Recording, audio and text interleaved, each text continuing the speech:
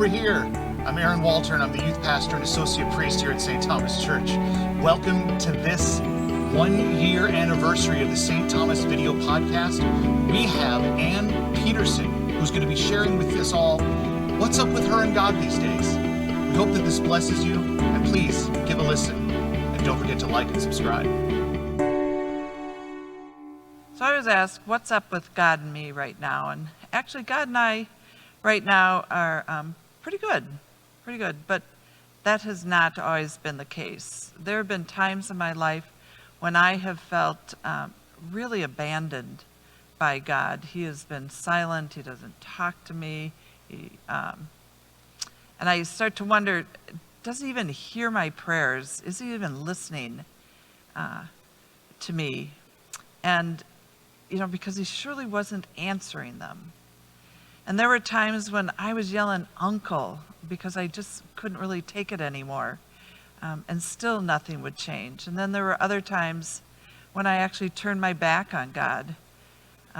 Because what good was all this religion anyway when I wasn't getting answers to my prayers? But I did learn something in the midst of all that, of my really dark times. And the main thing I learned was to rely on God's promises.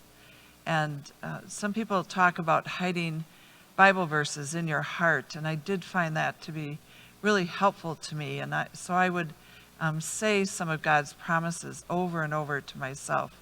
My favorite is what I call the surely verse, and it's from Mark, and "And surely I am with you always, even to the very end of the age." And I would just say that over and over. I would say, "Cast your burdens upon the Lord and he will sustain you." And I'd think, I'm not just casting, I am whipping these things at you.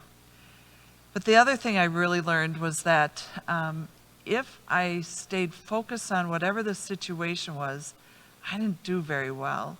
But if I could really turn my focus towards God, the situation didn't change, but I tolerated it a whole lot better. And about 20 months ago, I developed a dizziness disorder, which has really at times been quite debilitating. And so I find myself just in constant prayer. And I would love if God would give me a cure, but I'm not so sure that that's going to happen. And so I find myself asking that he would help me to adapt and to cope and to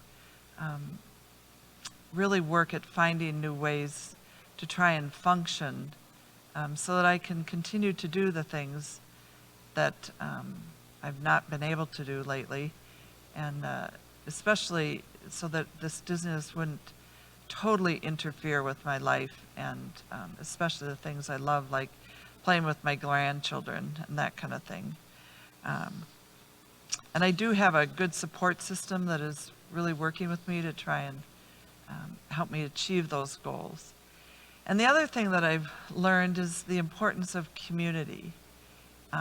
My Bible study has been very supportive, and they really we walk with each other through life. And I also find that, when my faith is small, others' faith often is very large, and so I go to them and they pray with me, and I find that kind of thing really sustains me. So in addition to being so thankful for my Bible study, I'm really thankful for the St. Thomas family, because without them, life would not be as good as it is, and my faith would not be as strong as it is. But I have this community, and we just really love and care for each other. And so I just am so ever thankful and feel so ever blessed.